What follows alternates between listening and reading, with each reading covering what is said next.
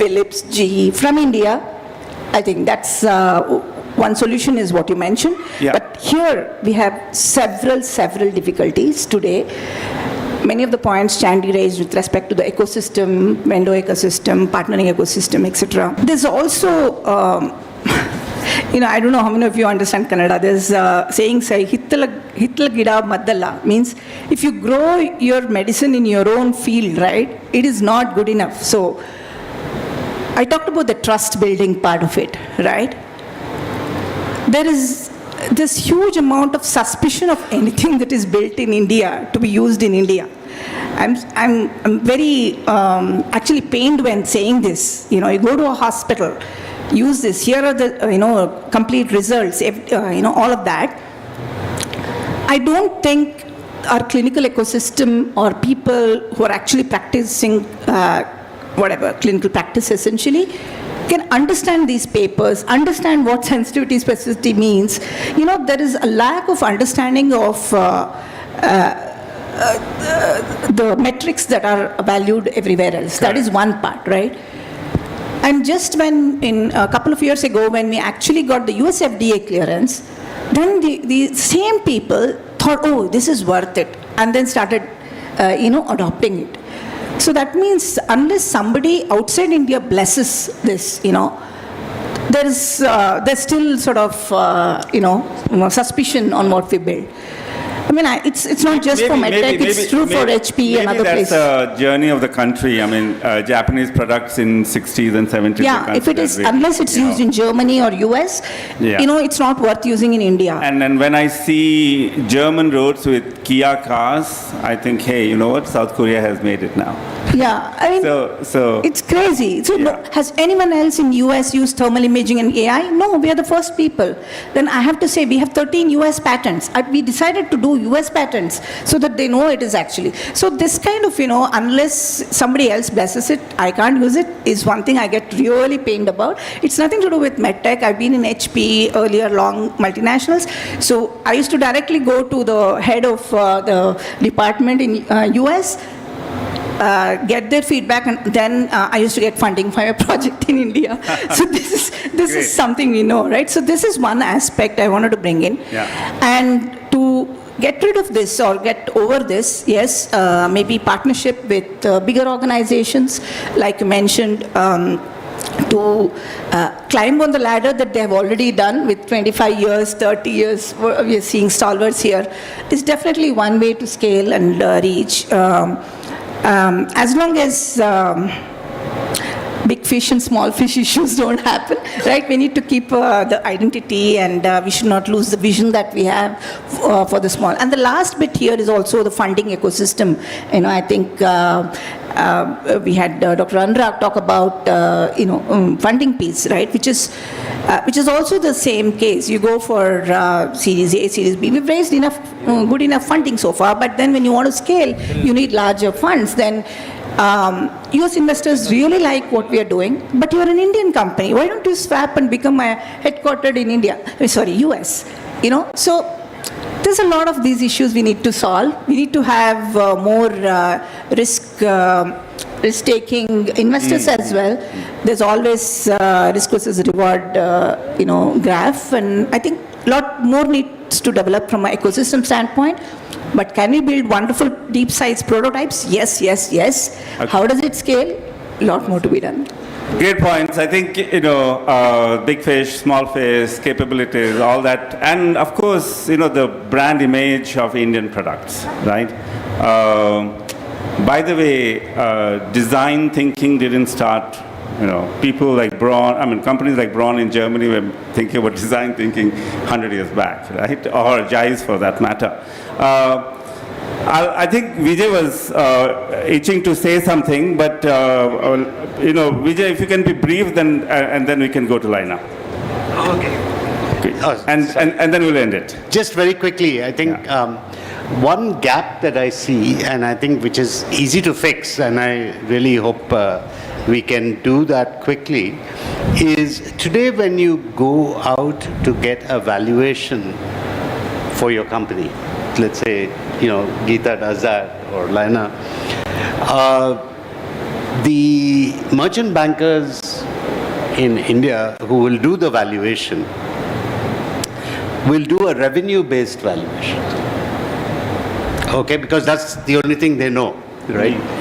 They'll say, what is your projected revenue? They'll discount it and then put some value on your company.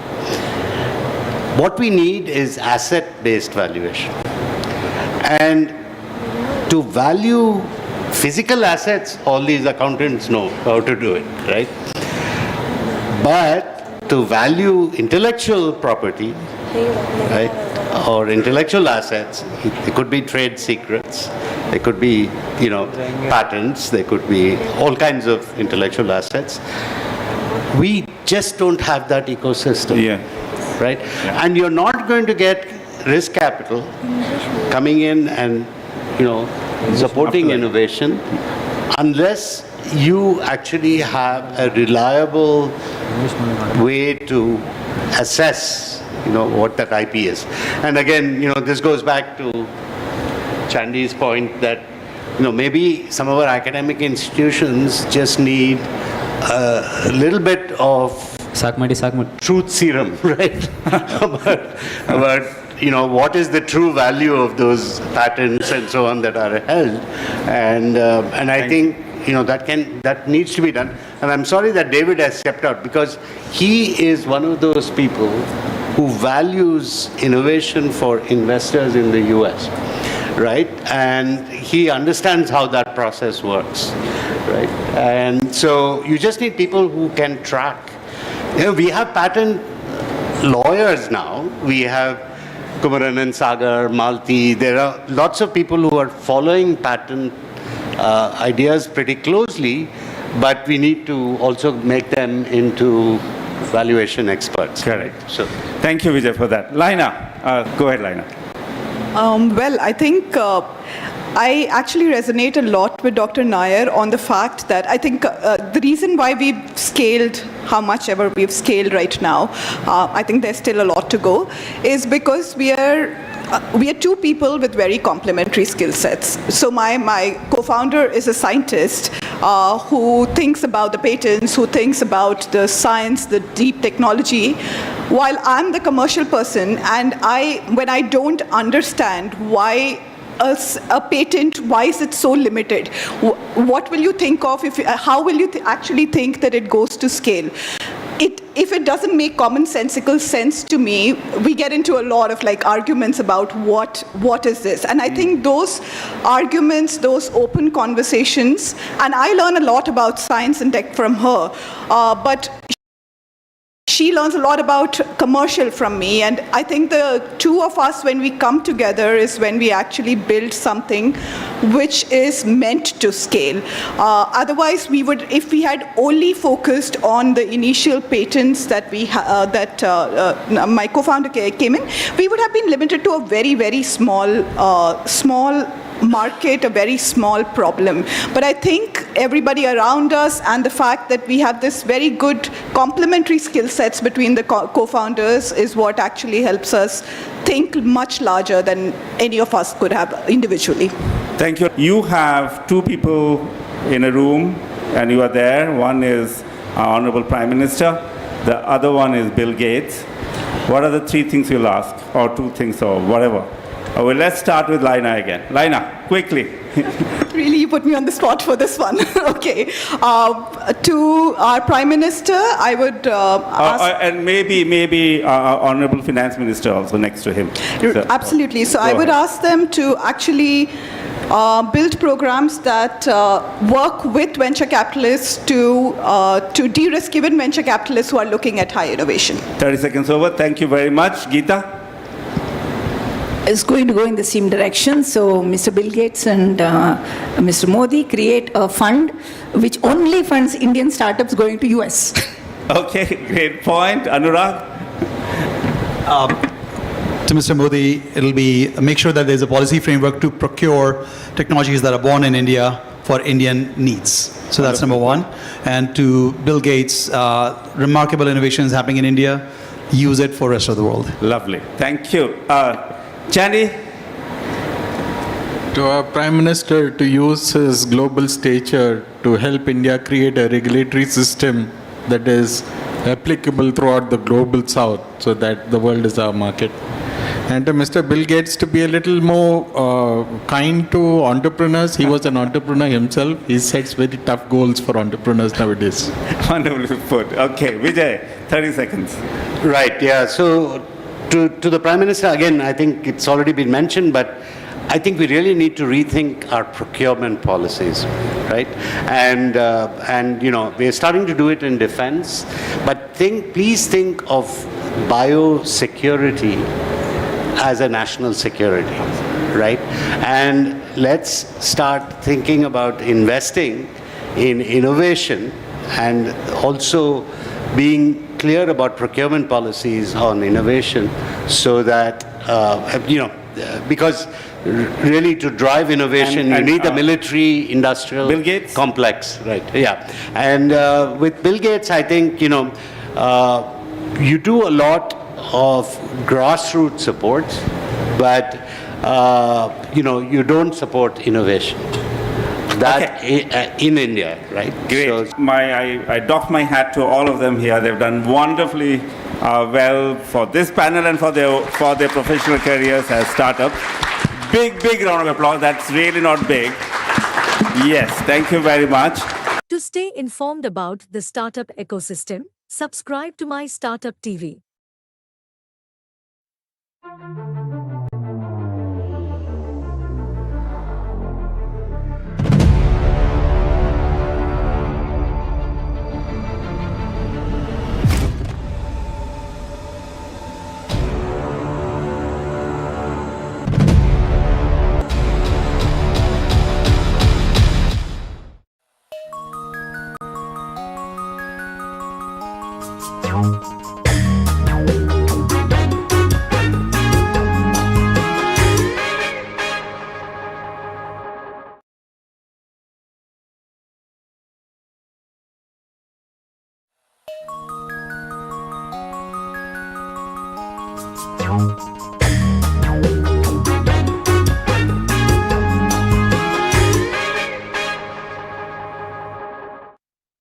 Hello, welcome to the first episode of Share My Story.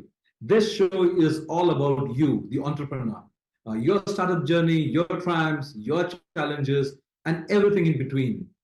It's time to share your story with the world.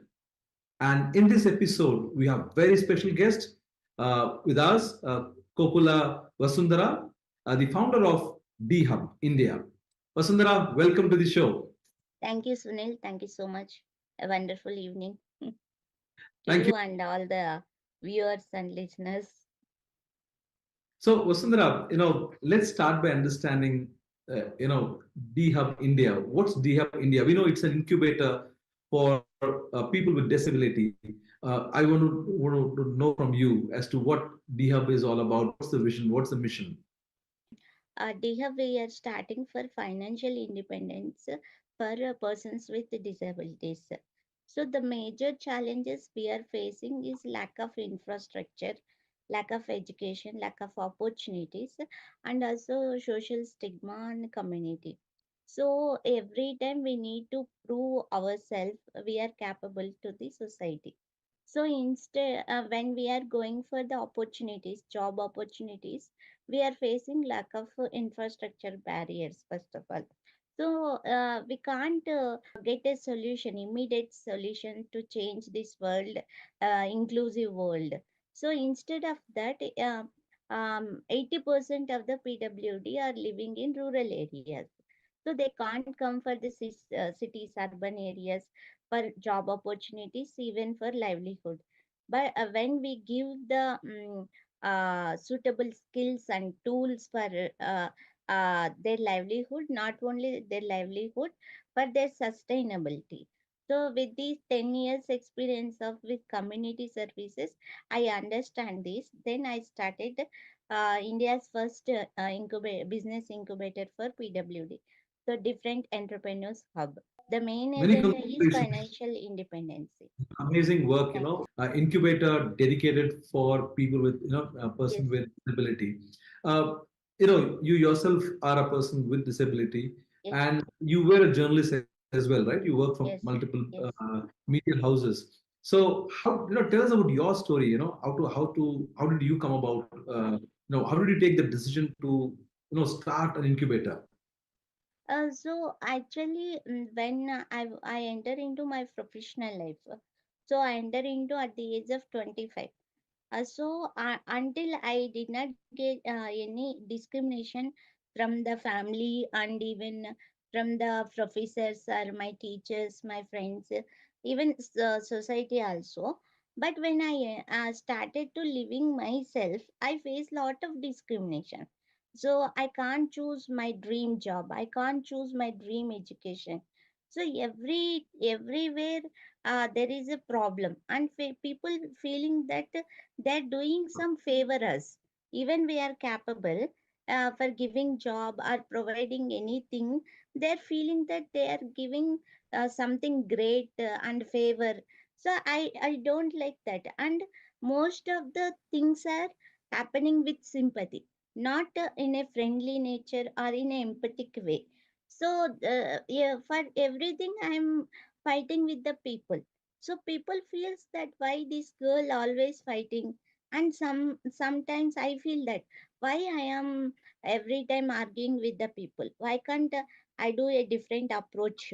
So instead of rising opportunities, instead of fighting with the people, let's deal with the people in a friendly way. So because the lack of awareness is there in non-disabled community, then I slowly started to approach people. So this is my condition. Even to explain about my disability also. I am suffering with polio. I need these facilities. So even I can't sit in wheelchair long hours. So I need these sitting facilities. Like that, I'm approaching with employers or friends and even with the NGOs and government. So in that journey, I understand that so we can't change immediately this society. So if we have money, so we can't ask anything for free, or we can't dependable on others. We can do ourselves whatever we need. So for that we need money. So for money, what we do, either job or business. So for doing jobs, the infrastructure we can't change immediately. We can't change others' mindset. So then we need to empower our community people with a lot of the tools and skills, even communication. So then I decided to start a incubator.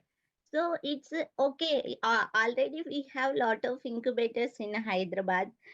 We are in a global perspective. Everybody looking for support with the T hub, V hub. That's the way we have the. But we don't have accessibility in any incubator in Hyderabad. Sorry to say this. Actually, that is the major problem. Then I immediately start my incubator. So we are providing accessible infrastructure and entrepreneurship development program, 12 months program. And also if they want to start their business, we are going to offer them co-working spaces. And if they have innovation ideas, we are going to offer makerspace. So these are the overall structure of D Hub. Then I take some international training in Kantari organization. So recently I graduated from that Kantari organization. Well, that's And commendable. this Really year good. we are finish our first cohort with 5 beneficiaries. And apart from training, are there any tie-ups with banks or investor community to provide funding or scholarships for the beneficiaries or for people who get incubated with you? Yes, yes. We have the 12 months program, that is pre-incubation, incubation, and acceleration. Three stages, and we are offering scholarships for the beneficiaries for this training program. We are raising funds, crowdfunding from the people, And now we are going to tie up with ecosystem partners like T-Hub, V-Hub, TWorks, TCIC, and CBIT, and we have secured 20 collaboration in this year. And our 5 beneficiaries are finished their training. Now we recently on December 3rd, we launched them in a D-Hub Launchpad. They're pitching their ideas in front of investors. Now they are in the process of securing investment for their business. Within 3 months, they will start with the investment of 5 to 10 lakhs every person. So that is the this year achievement. And coming to the bankers and investors, we are very new to the ecosystem, and also people have even people also understand this is new to them also. What they are thinking is we are unfit for businesses, and we are in the unproductive sector. So through this our initiation only, now we enter them into the productive system. Of course, we have a lot of success stories of entrepreneurs, the PWD entrepreneurs, but we don't have a publicity. So that is a problem. So now I am making them to understand that we are capable. So once check with their profile and interact with them, then if you are okay with, give your support. I am discussing with bankers and investors. At present, we are not typing any bankers, but we are going. Any particular story of a PWD that that is personally inspiring to you or you feel pretty close to? Can you share with our audience? So one of our beneficiary, she's amazing woman actually, Oligamma, 25 years. She's uneducated. At the age of 20, she started to learn some skills for her livelihood. She realized that I need to learn something for my livelihood. Then she learned tailoring. Then she started tailoring business in her home only. She learned everything from YouTube. You can't imagine imagine that she learned spoken English. She learned social media, everything. Even she had more followers than me. So when when she approaching us, she want to financial support to start tailoring business. But within 2 weeks of our program, she come up with innovative idea, that is adaptive clothing business. So now after completing this training, now she is making some adaptive clothing her own self. So as a uneducated to as an entrepreneur, she was amazing story, and we will showcase you very soon after her she start her boutique. No, definitely that's an amazing story that in the new age, Yes, new ways of learnings, right? So there is the yes. whole the divide that access to information, access to knowledge is no more thanks to technology. Anybody There sitting in is no can do that. barriers for the with disabilities actually. Determination has no disability. She proved that. So she learned everything from mobile. I like that determination has no disability, which is Yes, perfect, yes. and uh, that's the key takeaway from this show for me. So, as D Hub India, you're based out of Hyderabad. Do you have Yes. branches in other parts of the city, country, or you're planning to if you don't? Actually, this is the first in Hyderabad. This is the first branch. Actually, we are planning to tie up with the AP government also. I am trying to approach Nara location, Pawan Kalyan also to start incubator in AP also.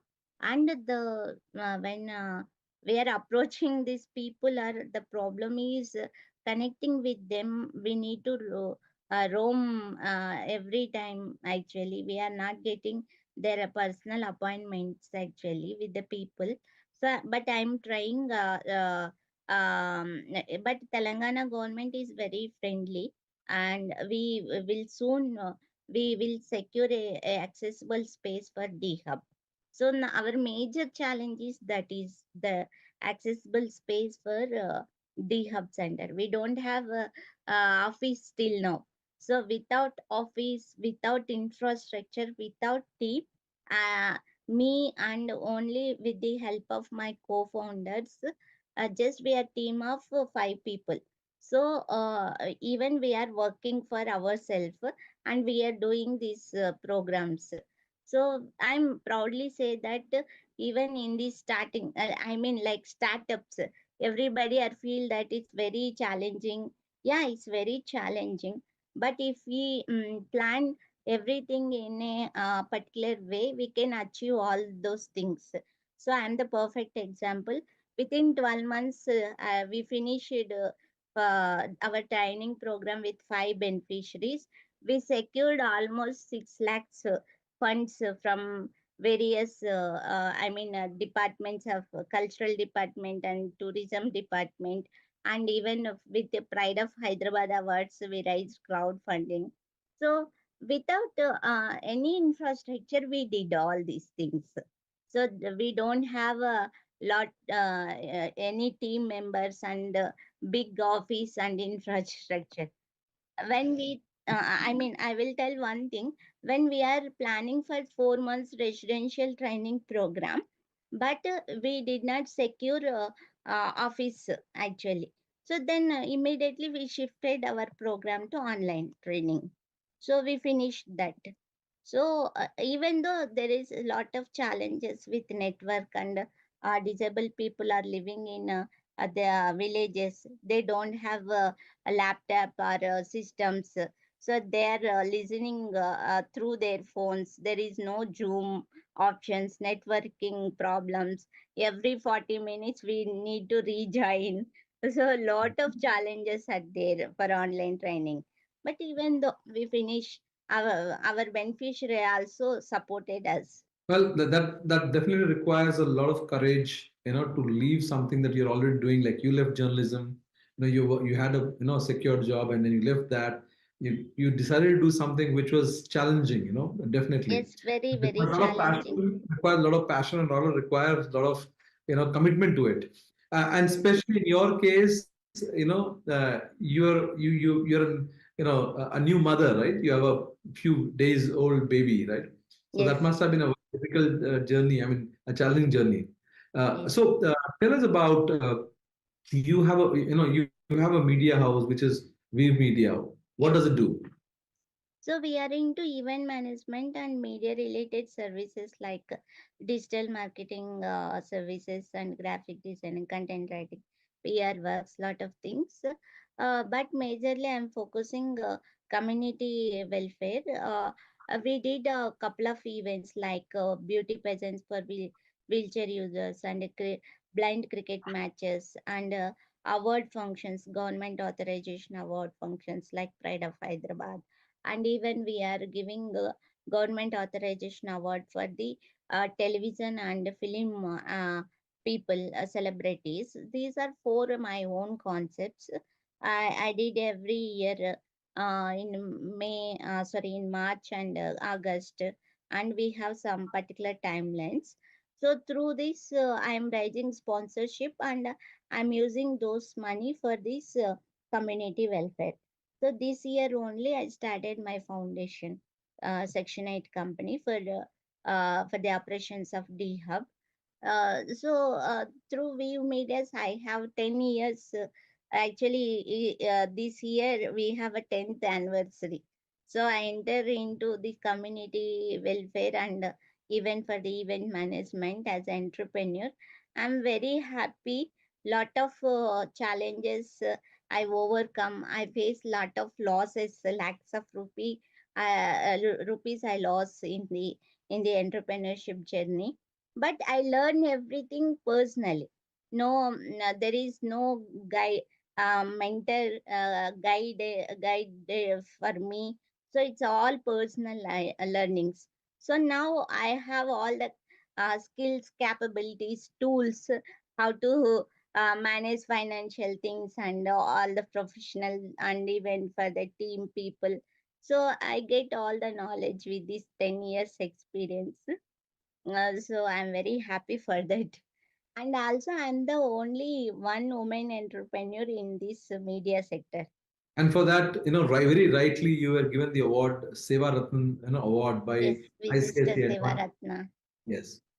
And So, I'm very proud to I received award from the Chanda Kochar ICICI Bank Advantage Women Award on the hands of Vidya Balan and Chanda Kochar. This is a national award for me. So who the women who are working without any support within their funds are so like that. Around 1,300 members participated. Only 3 people got this award. I'm also one of them. So I'm very proud of her that award, and even receiving Visishta Seva Ratna award from the hands of Chandrababu Naidu Garu. So that is also one milestone. yeah, definitely, you are an inspiration for a lot of people out there, and especially for PWDs that they can look up to you and say, Yes. we also can do that, right? That's and many congratulations, and I really wish you all the very best, and to your organization, D Hub They India. have. Yes. So are there any schemes from the government or corporates that entrepreneurs with disability can access to? Actually, there is no opportunities in the government sector. Even recently, MSME also they remove PWD community. Actually, in the MSME schemes also. So we don't know government policy makers why they are forgetting us. Actually, this is a very sad thing in the government sector, and also in the ecosystem. There is a lot of technologies are there, there is lot of funds are going, and even every time investors are coming and they invest hordes of money in our ecosystem, mainly incubators. So there are a lot of startups are coming, but why people are not thinking about PWD community? So if they started 100 companies, at least 10 companies need to be for PWD. So services and infrastructure. Even it's very sad to know to share that even in the T hub, even we don't have a accessible washroom. That is the sad thing in the ecosystem. So when since 1 year I am trying for collaborate with the incubators, I am not securing any accessible space for residential program. It's very hard. Even when we are approaching for the rented space, also people not showing interest to give for a disabled organization, especially for residential program. So government need to take actions. Not for the they are not to develop infrastructure, then don't need to give lands or funds, extra funds. Just give awareness, make the people more aware of the disabled community problems.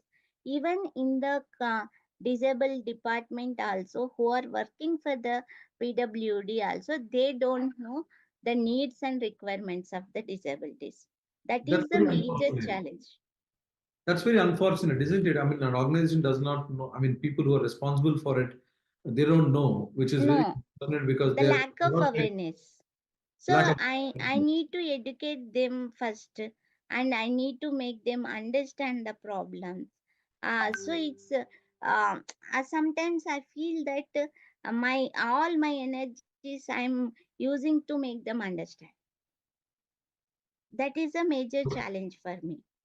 So even for the funds also, when 100 rupees we use for a normal non-disabled community person welfare, we need 200 rupees, because we need the infrastructure, we need ramps and spacious bathrooms and even comfortable seatings, and physical dependence, we need assistance.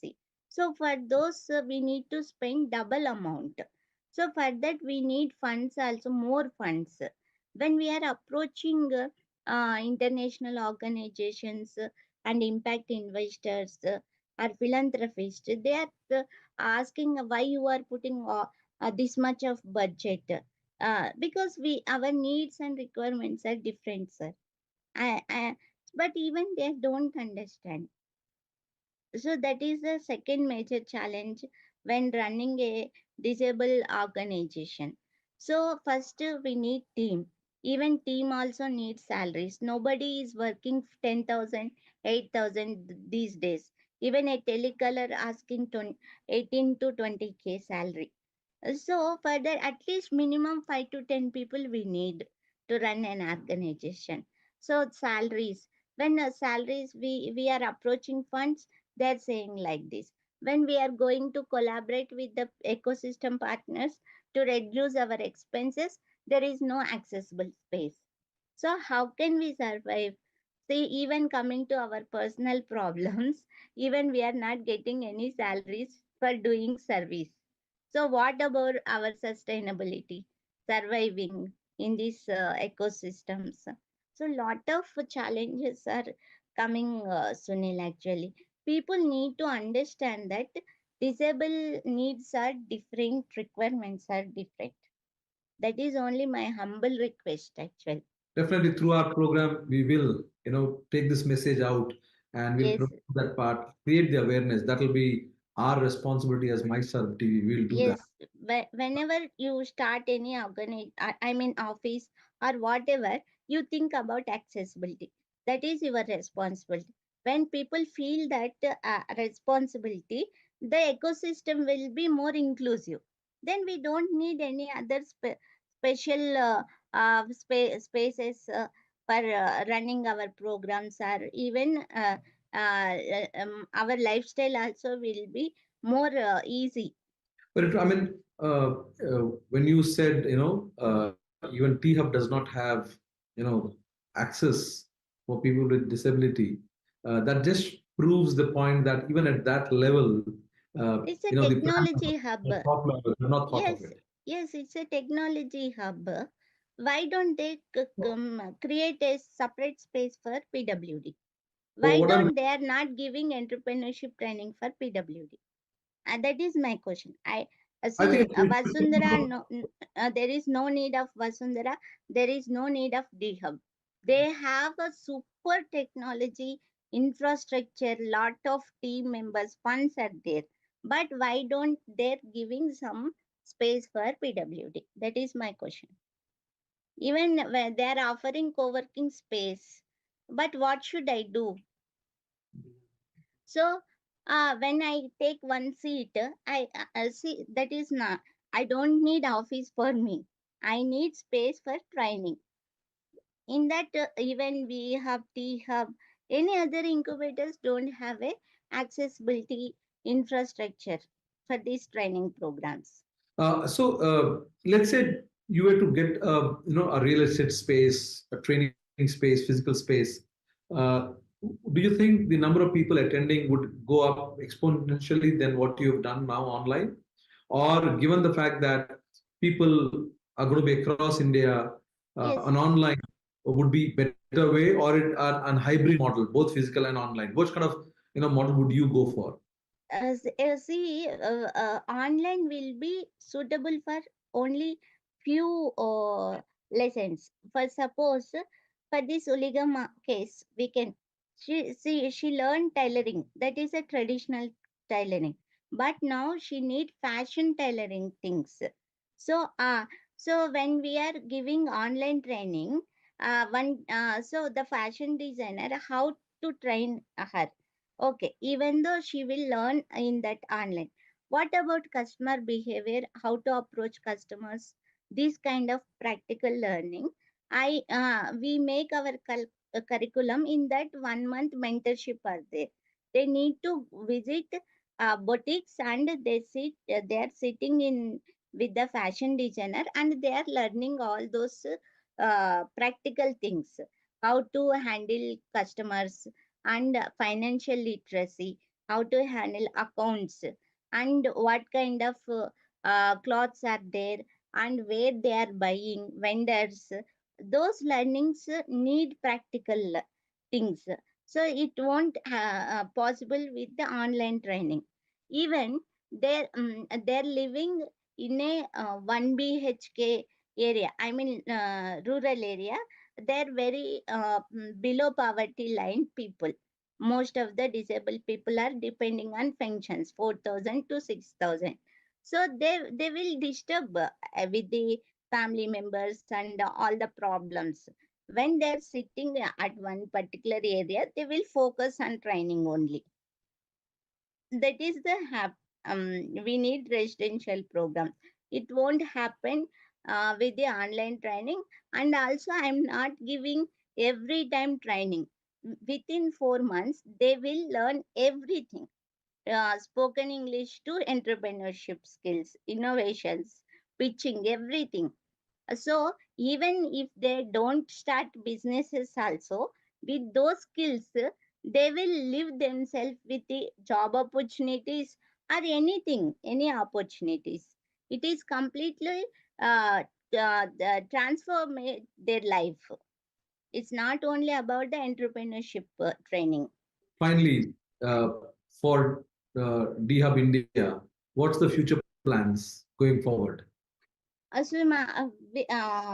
launched our next cohort, national-wide cohort. We are taking people from all over the India. So for that, we are planning to raise scholarships, and immediately we need accessible space. So DHub Center, we need more funds, we need support. So our next plan to secure accessible space is the first agenda. And after that, I want to build a campus for the DHub for co-working spaces and maker space. So for that, I am approaching Telangana government to allot a land and some funds for this campus building. And Well, also, we are Vasundhara, launching a health campaign for disabled pregnant women, Curves of Strength. So we are come up with a documentary and awareness campaign. well, Vasundhara, that's amazing work that you're doing there, and you're an inspiration for a lot of people out there. And we wish Thank you you. all the very best. As MyStartup TV, we'll be more than happy to associate and help you, be part of your journey in whichever way possible. So thank you Thank you very so much for much. being on our show. Thank you. To stay informed about the startup ecosystem, subscribe to My Startup TV.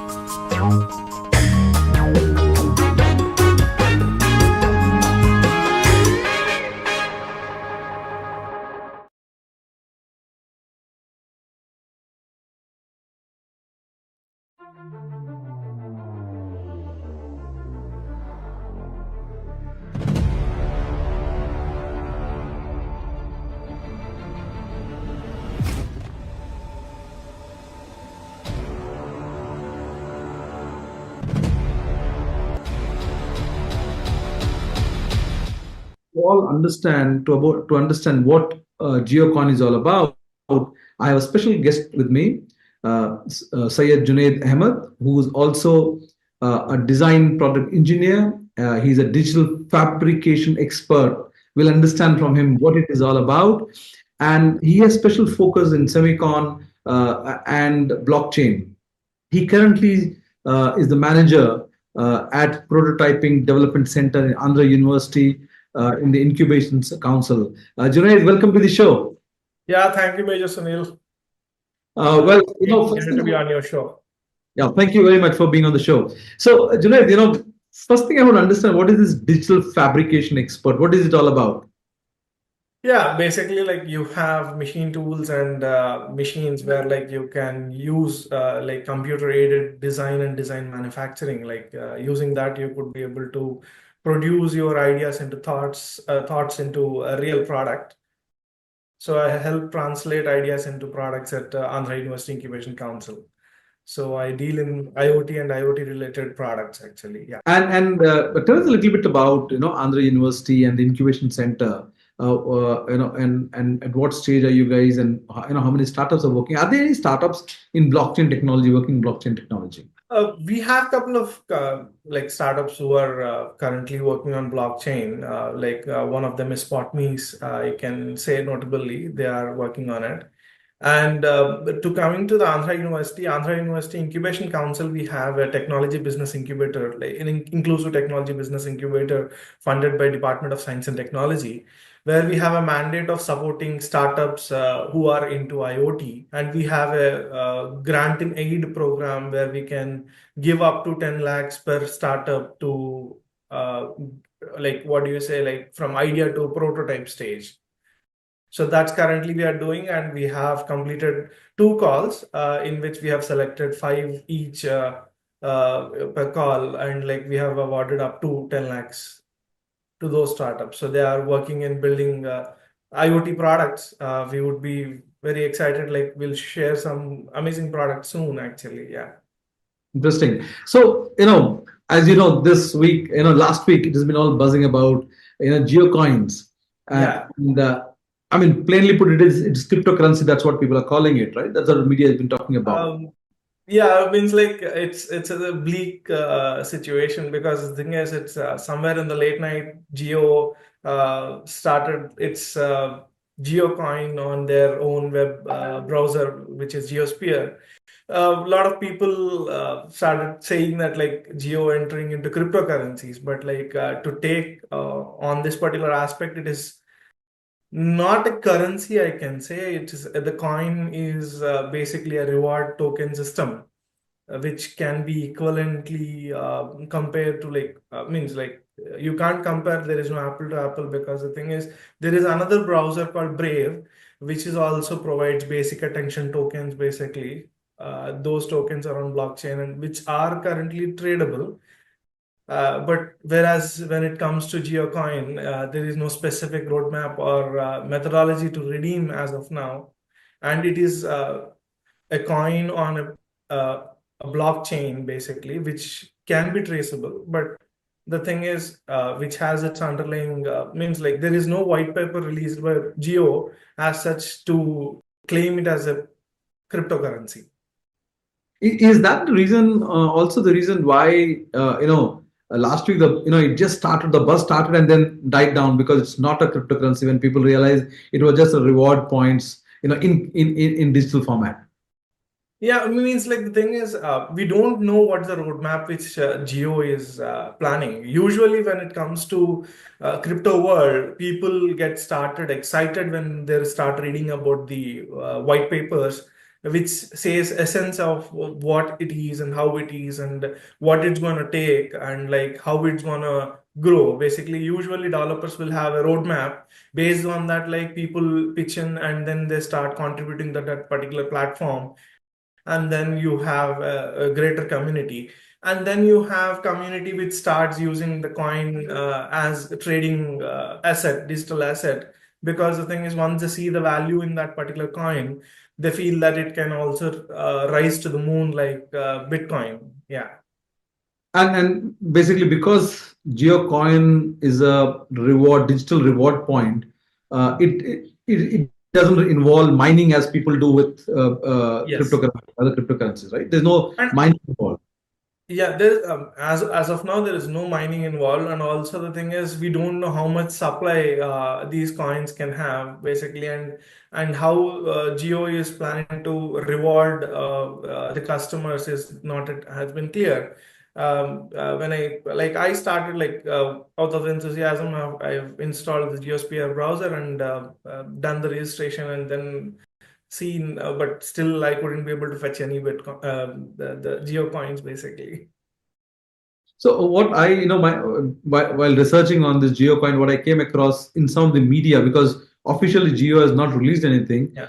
Basically, what it means is, users will have to go onto the platform, and when they browse through various, Yeah. content that is there, they get rewarded. So it's basically getting rewarded for the content you browse on their platform. So it's not that Yes. you're not buying a cryptocurrency as you would do in other wallets, right? Yes, yes. So it's basically like usually like when you say there's like famous platform called Cred, where you use like the credit card bills you start paying, and they have a token system. How many money you pay based on that, you get those many what do you say, points. Initially, there was talk also like Cred is also going to be put their points onto blockchain, but that didn't fly off.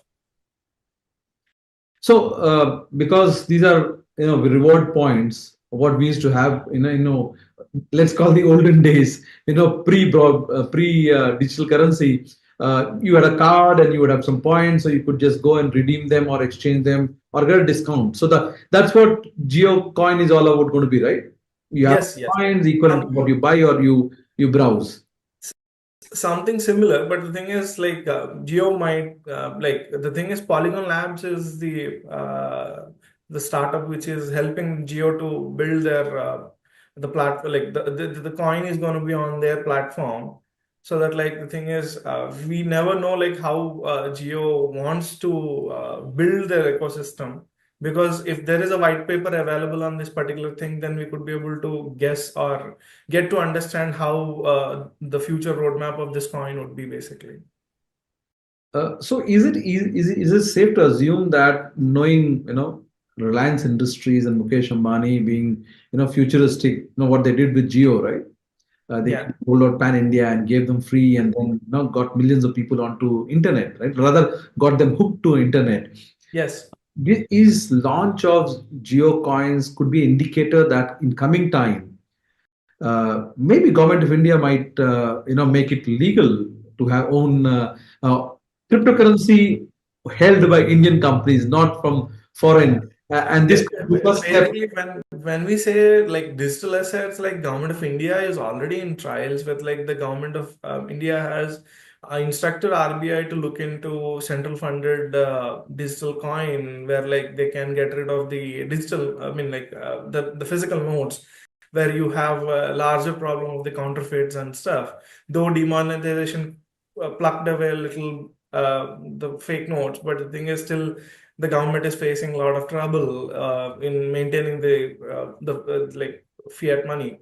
So the thing is, they are looking to get started with like their own like the platform, like DigiRupee has started, like people started using it. So maybe there is a chance that like government might allow companies to rise IPO kind of a scenario to fetch capital for their uh, uh, businesses basically.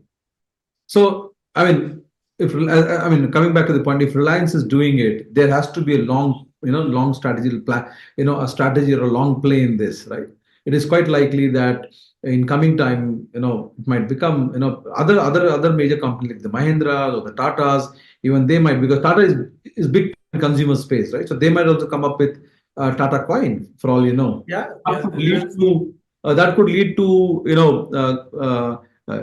Indians owning these coins. So the thing is, majorly when we say when it comes to geocoin, like how it can be redeemed, that's a big question right now. Because the thing is, they have currently stated on their website as like it is non-transferable, non-redeemable, and it's like its initial phase of deployment right now. So geocoin hasn't told like what is their future plans, how the exchanges would be, and what services it could be exchanged for. Maybe like there is some speculation saying that like their services on their platforms can be purchased using this coin. But yeah, we have to wait and see basically. How, I mean, given your understanding of how these things work, the digital asset works, how easy is it for small companies to launch a coin for their, I mean, given from the technology standpoint, to launch their own coin? Let's say tomorrow, if MyStartupTV wants to launch its own coin, and say for all those people who watch our program, they'll get coins. How easy is it for us to do that? Yeah, the thing is, right now, a lot of technologies have come into place. Like there is a famous platform called Solana blockchain. Like people started creating a couple of meme tokens, basically.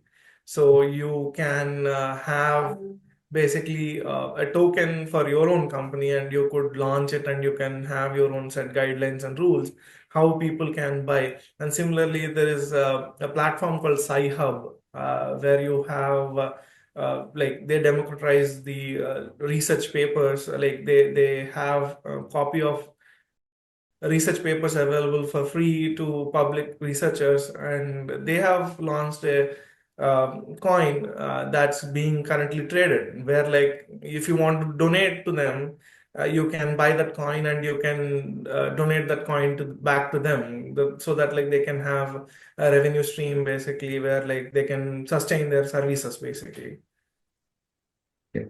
And I mean, you were making a point of demonetization, how it removed or at least addressed to an extent the fake currency. We also see this. We also saw the success of UPI, right?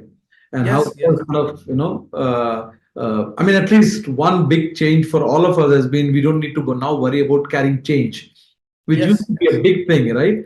yeah. Carrying the change, having coins. So today we just pull out our mobiles and pay for it, right? And this is like across India. You go to rural India, wherever you want to go, right? So recently I was at Mahakumbh and I found there also you could pay to small businesses using phone. So do you think at some stage these coins will end up replacing, as you said, right? Replacing they become the digital transactions.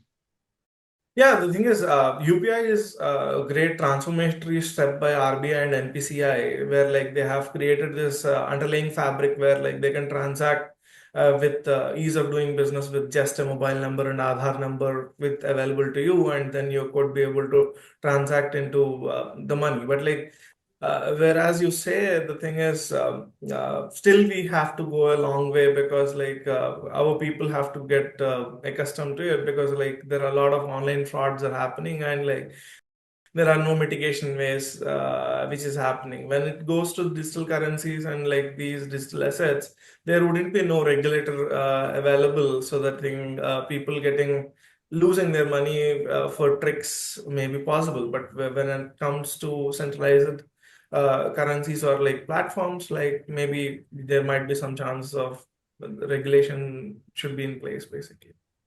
So at this point in time, we don't know much about a GeoCoin as to what it is going to do. We know that it's a coin with people, the users would get for being on the Reliance Geo platform, Platforms basically.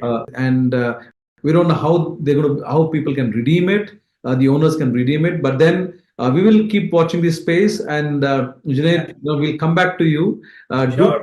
post it whenever there's something new that comes up on Geo coins. Sure. Thank you very much. Thanks for being on the show. Thank you.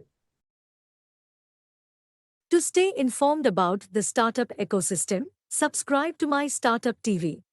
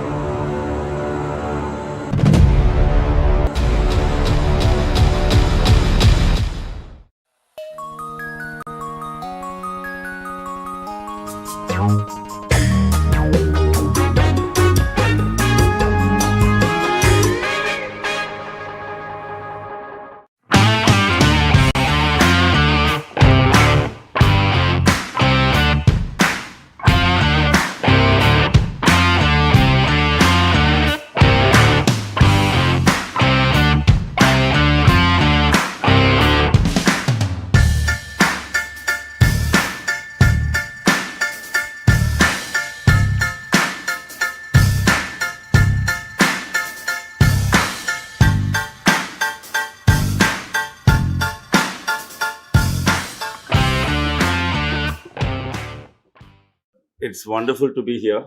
I think all of you know more about what we're going to talk about in the next 2 hours.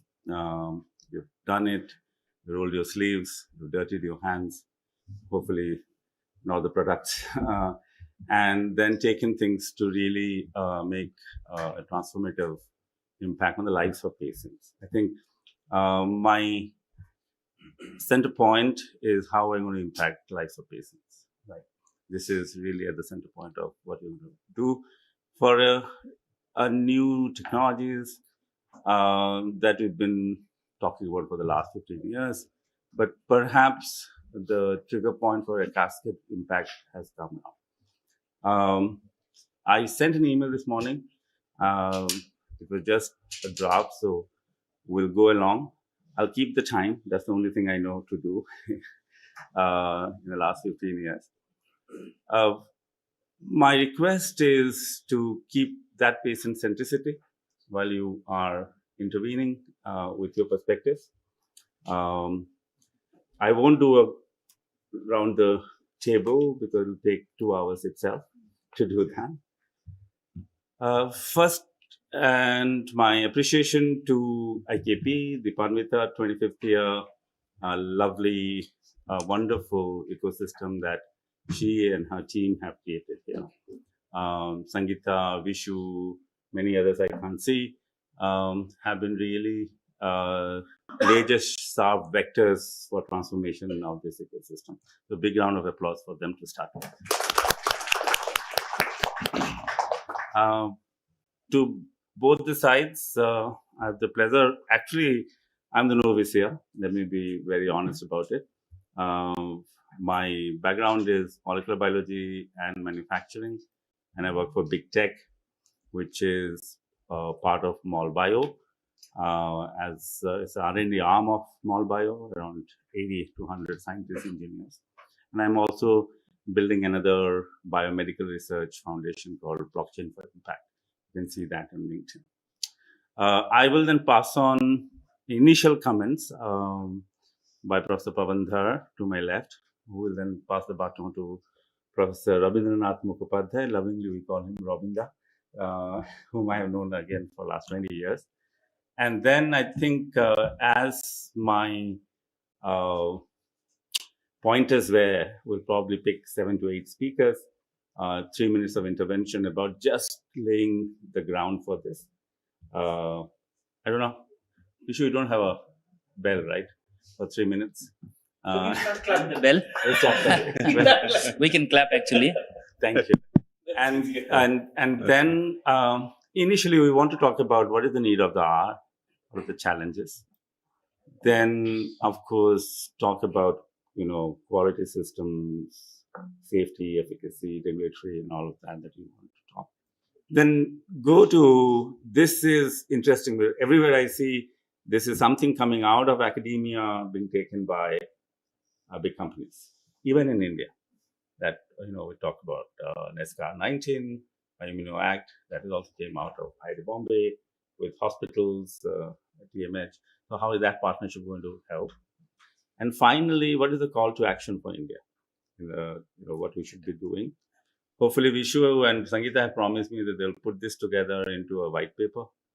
And at least the least we can do is to send it to people we know at Niti Aayog and other places.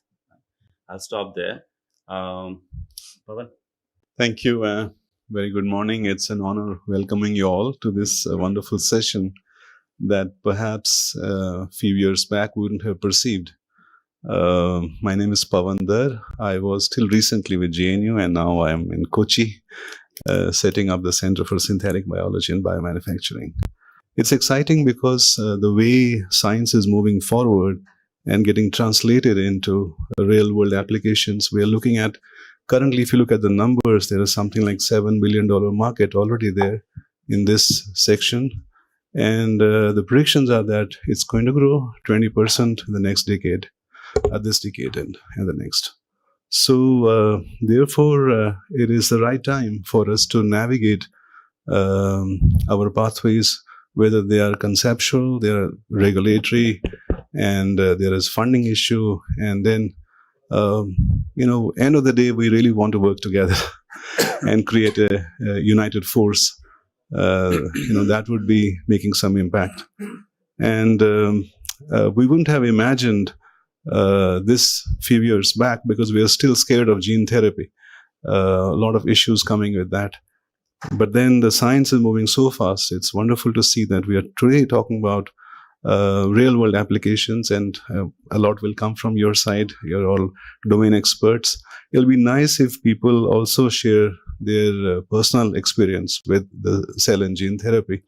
We would really like to know as much hands-on as possible, and then build some kind of consensus and move forward. We're looking diving deep into this session. So thank you very much once again, and warmly welcome you. And I'll hand it over to Dr. Mukhopadhyay. Thank you and good morning to everybody. Having been associated with, phenotypically you can make out that I'm almost a fossilized person in the field of science, which is moving so fast. But being associated with BIRAC from its inception, with IKP for several years, I'm a little bit familiar with what is the issues, and having some first-hand experience during my working time with cell and gene therapy related field. What are the major problems we are having? The supply chain, the raw materials you need for cell and gene therapy. Hardly anything is available in the country to make it, if I won't say cheaper, but to make it affordable level in comparison to the cost you pay abroad.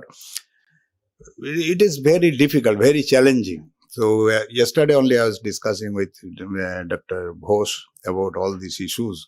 So we have many challenges. We have challenges in having easy availability of synthetic media. We are having challenges in GMP facility with large amount of vector preparation. We have a shortage of trained people to get into and making high level, scale level production of these items. Your scale has to be major, huge. We take a cue from China that just by sheer scale, they dominated the market. We had, unfortunately, some very slow pitch development in the manufacturing section, till some years back, some decades back, decade and a half back. And we have to really speed up in the manufacturing section for all these different items we need for cell and gene therapy to really cope up with the demand and really supply the deliverables properly. So those are real major issues, and we can discuss on that. We can harp on what are the problems you face. Even if you get funding, there are major issues for getting these raw materials, which are needed at every step of cell and gene therapy, which is a high capex demanding technology. It's not like small molecule synthesis. So we can touch upon these issues so that the white paper have these issues placed in proper forum. Thank you. I was just doing, Vishu, I and Pavan were doing a little bit on check on what's the market like. It seems that there are around 115 approved CGTs across the world, 111 up to quarter 2023. 73 of them are cell-based therapies. 11 are genetic modification. 14 are that involve gene transfer. Okay, so the experts among you may know. And 24 seem to be in RNA-based drugs. Okay, so that's the play it is until middle of 2023. FDA has been, as you know, very active, including, creating a couple of policy like National Center for Advancing Translational Sciences. They have also something called an Optimus, where they're looking at data and making sure that the regulatory compliances can be streamlined for across many countries that part of the FDA game. So how do we do that here in India? All of that could be one. Interestingly, also, I think, and both of them said, and all of you know, heterogeneity, because if it is, and each patient has gone through different experience, maybe chemo. So what is it, the cells that get derived? It is not homogeneous across several patients. So how do you do it if it is autologous? He mentioned about supply chain, and we saw about COVID, what happens when we're highly dependent on few countries for supply chain. So what do you do on that? So as you would remember from my email this morning, what we do is, if we can, I think there is one person who couldn't come, Venkat, unfortunately has not feeling well. So I'll bring in one or two more people. I would request a 3-minute intervention, just so that, and it's up to you, especially talking about what he mentioned and what Pawan did. Really, what is the need of the hour now, right? What are the big things on a white paper that we want to put? How do you define the landscape? And, you know, when you talk about challenges, we can be all frustrated. So, but let's do talk about challenges, right? I will I'll probably game it. I won't go through the sequence of the names that I've written. Why not we start with Arun Anand? Good morning. It's a pleasure to be here and an honor. And thank you very much to IKP and the organizers for having me. It's always a bit of a bother to be put on the spot first. But I'll try and make a few comments linked to my experience in the cell and gene therapy space. I'm a physician. It's up to you whether you want to be Sehwag or whether you want to be Rahul Dravid. If the industry knows me, I'm not Dravid. Few things that I think which are important, and Robinda, you've connected on a few things there that are important. But from an industry perspective and from a physician's perspective of treating patients in need, we have to think about the products that are used for treating patients with cell and gene therapy interventions a little differently than traditional mass, large-scale interventions. There are three things that come to mind. The first one is, if we are going to leapfrog, the first two products that have come into the country, one from IIT, one from Immunil, are in some senses a validation of efforts that have already happened elsewhere. The target is the same, the products may be different. But if we look at what the potential is for cell and gene therapies globally, and if we think about what we need to do as a country and as a nation of people who want to see new things come to our patients, we have to break away a little bit from our typical mindset, which has worked for the last 75 years, which is India first. And the reason I say that is because in being India first, you become more myopic and trying to serve the nation itself, but fall out of step with what's happening globally. So maybe we should take a little bit of a stance there and say, it's India first globally, so that there is no dichotomy between what we develop in India in terms of processes, in terms of technologies, interventions, approaches, regulatory reform, and integration of academia, hospitals, physicians, and industry into an ecosystem that is keeping pace with what's happening in the West. In the case of MABs, for example, we were about 25 years behind because of certain considerations linked to dual-use technology.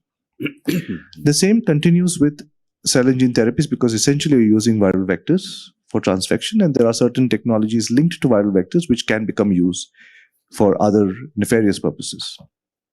But the difference between what has happened in the cell and gene therapy space for India in terms of access has changed from a 25-year lag to a 6-year lag. Commensurate to that, I'd like to point out that the MAB's journey in the development of new technologies didn't evolve over the last 25 years. People still use CHO cells, still use different types of processing, and you do reduce the overall cost of manufacturing by continuous process flow. But in the case of cell and gene therapy products, the heterogeneity of development means that there are at least a zillion new technologies that are emerging in the cell and gene therapy space, all in parallel. You've got advances in types of viral vectors. You have people thinking about moving into in vivo directly without having to ever expand. You're having different types of constructs, not just targeting one, but multiple targets. You've got people developing ways in which you can regulate these cells once they are injected. You have RNA starting to play a very important role in how you transfect, at the same time also used as an intervention for therapeutics. This is a huge plethora or a universe that no single company or entity can fathom the breadth at which this space is happening. we often think that industry will lead it in India, but industry is also failing here because they are finally caught about by two things. What's the return on investment that's made in some of these things? And second, do we have the skill sets and the intellectual repertoire to be able to fathom all that's happening in this entire universe, to pick the 4 or 5 things that are really going to make a difference from an industry point of view. Hence, there's absolutely no other alternative but to think of this cell and gene therapy initiative problem as a ecosystem problem. And therein starts the problem, because industry does not fully recognize what's happening in academia. Academia in India is not fully in sync with what's happening in industry from an industry interest point of view.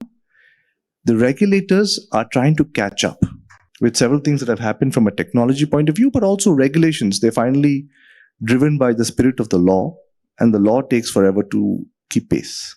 So this ecosystem is playing a part in 3 things. One, the pace at which talent needs to develop is slower than what is expected to fathom this intellectual space that's evolving, because we are not investing in some of these things which are starting points, like raw materials, process engineering, availability of facilities, and ability for people in the space to get funded for new things that have not yet been identified.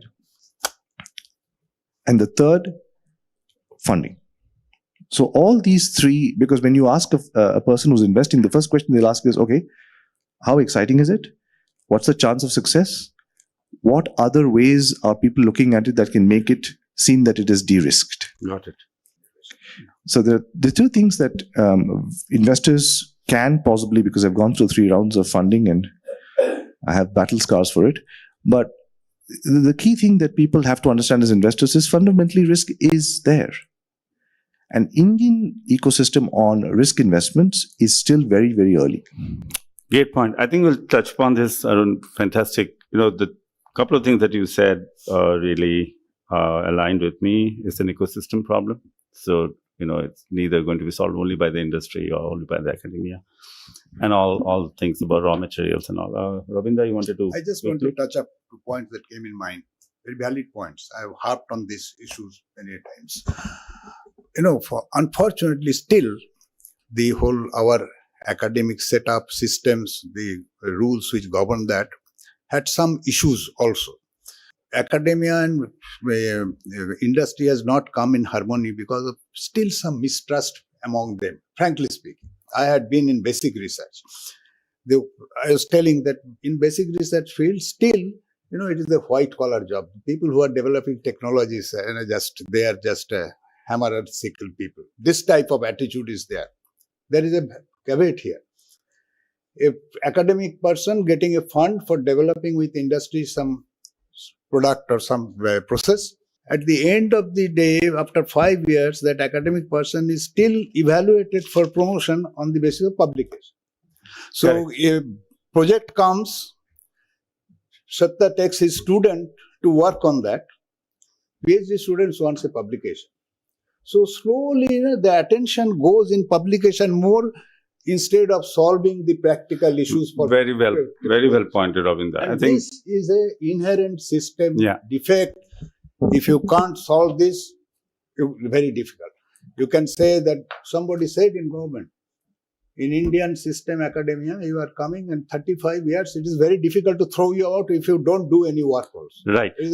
My director told once. Let's touch upon this. Let's touch upon this later when we have those time-bound, categories to discuss one. But how does industry academia work? That perennial question that we've been always looking at for the last 20 years. And this is again a new technology. I worked as a CEO of NMICPS, which is National Mission for Interdisciplinary Cyber-Physical Systems, 25 institutes, and we'll reflect on that. But this is a perennial problem. I should have started with Reena. Reena being possibly the only, there's two women represented here in this roundtable. Reena, what's your reflection for 3 minutes? And Reena from Jidus Group. Oh, yeah. Hi, everybody. Thank you very much for inviting me and giving me opportunity to share my thoughts regarding cell and gene therapy. So I have actually worked for CAR-T projects for 2 different industries so far. And what I have realized is that the industry itself has a very, business-driven attitude towards this particular field. And because of that, it is always going to have a limited amount of risk appetite, I would say. We all have this Me Too kind of mindset, and it's very difficult for the farmers to really come out of that mindset just because they want to also make a lot of profit out of the things. But cell and gene therapy is different as compared to the regular pharma kind of stuff. So we also need to think in terms of the business model as to how these cell and gene therapy novel products, if at all we are able to, of course, make, because what I also see is there's a lot of resistance in terms of trying out different technologies, different novel things. Although people are excited, a lot of work is going on abroad, but when it really comes to India, there is as he very rightly pointed out, just CD19 is the only thing that people are working upon. Maybe Dr. Reddy's is doing BCMA, but that's also again something which is already approved drug product. So I personally think that a lot of work also needs to happen in terms of the framework of the mind with which we approach cell and gene therapy. The other thing that I personally feel is that a lot of evolution needs to happen at the regulatory front as well. Because unless and until regulatory framework becomes more concrete, even these products which are already tried and tested outside, they face a lot of more challenges to come to the patients. So that's something which I personally feel that if the regulatory framework becomes more concrete, that really helps. And that nicely ties up with what Arun said about, make in India, but globally. The lovely phrase that he used, I think I wrote it down, India first globally. Right? And unless we align our regulatory boundaries like that, that is... And also, I would say that the regulators should not just try to see things from the FDA perspective, because they have a very different markets. They have a very different need. What happens is most of the times, even the guidelines that come out, they are just like, trying to copy paste whatever has been done outside. FDA leads and the rest of the world follows mentality, right? Yeah. So how do you overcome that? Great points. Any other point, Reena?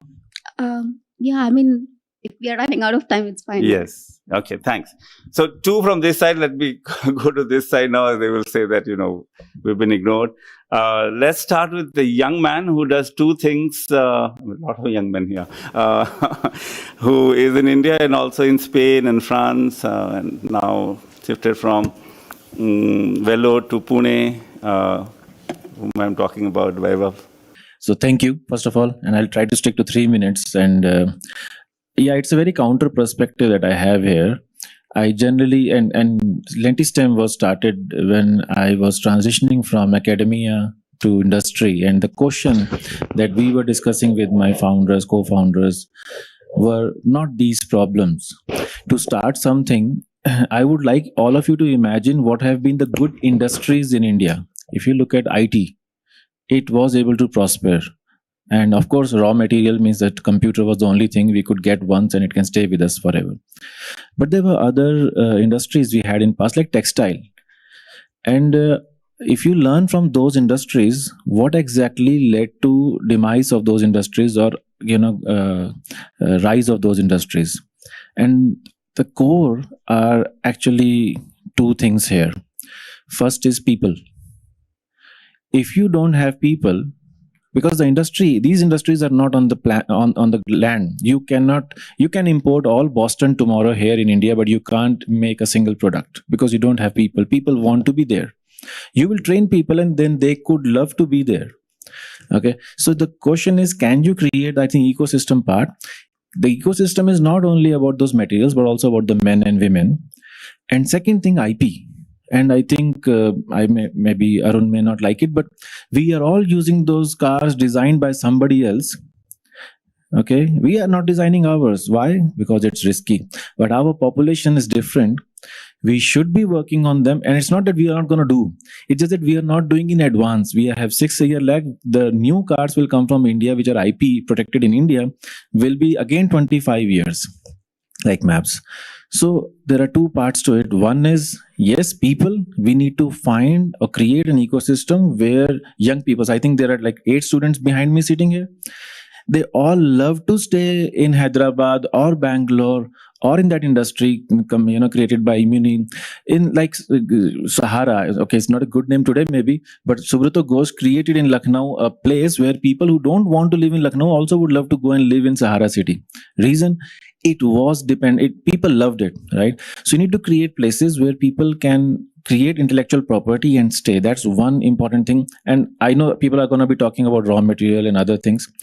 And one last point is, don't cut their thumbs like we did for textile people. And what is cutting thumbs in terms of CGT today? Okay, I know it's a very vague example, but in our case, cutting thumbs generally means cutting livelihoods, okay, cutting salaries, not having enough support for prolonged time when you know the industry requires 5 years to 10 years to develop a drug.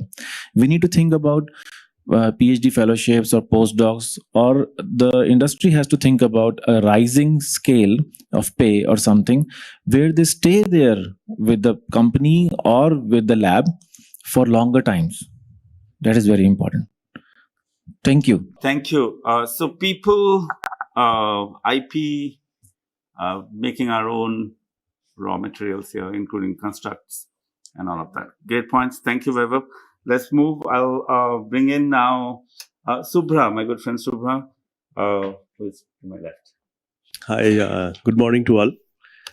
Thanks for giving me this opportunity. I think this is a fantastic platform, and thanks to IKP for bringing me in. And I think morning I like what Arun said.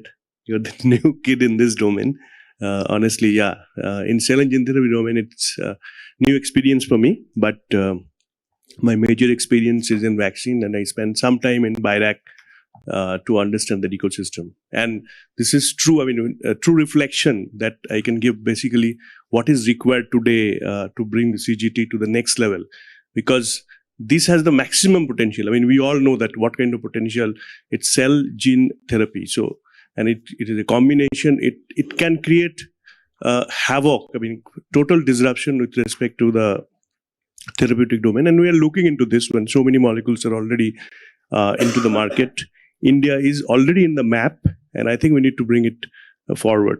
So coming from, taking some lessons from the BIRAC perspective, I'm just saying that COVID time, I mean, really we have made a history like fighting COVID, totally having things within India. I mean, making things from India.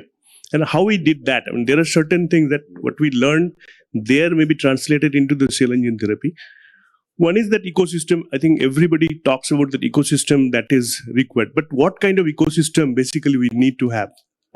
I feel that both in Mission COVID Suraksha and in NBN program, there is a program called Translational Research Consortium. I think you create the ecosystem, but you create this more, and there actually brings lot of people together, and they're focused to develop something. And we know that cell and gene therapy is very complex. I mean, biosimilar, when we started first, everybody was struggling that how you characterize that to prove the similarity, right? The glycosylations, it's so complex.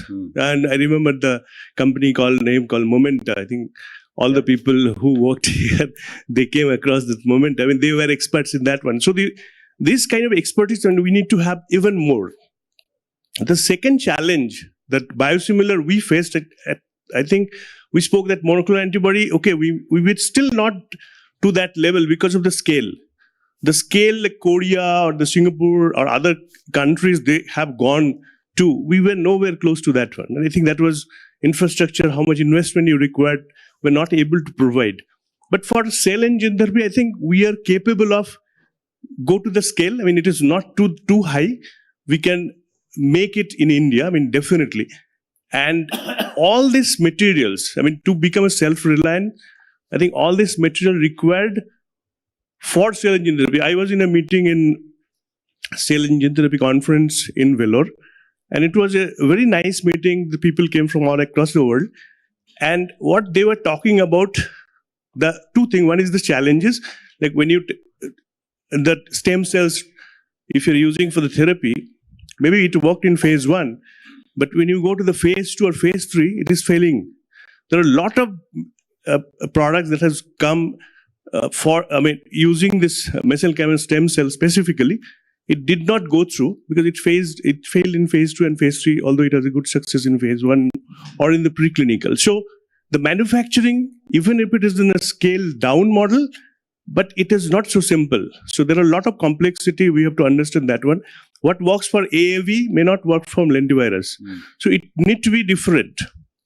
The other one, the raw materials required for any, especially cell therapy, cytokines, I think it is around 75% of the cost of the overall the product cost.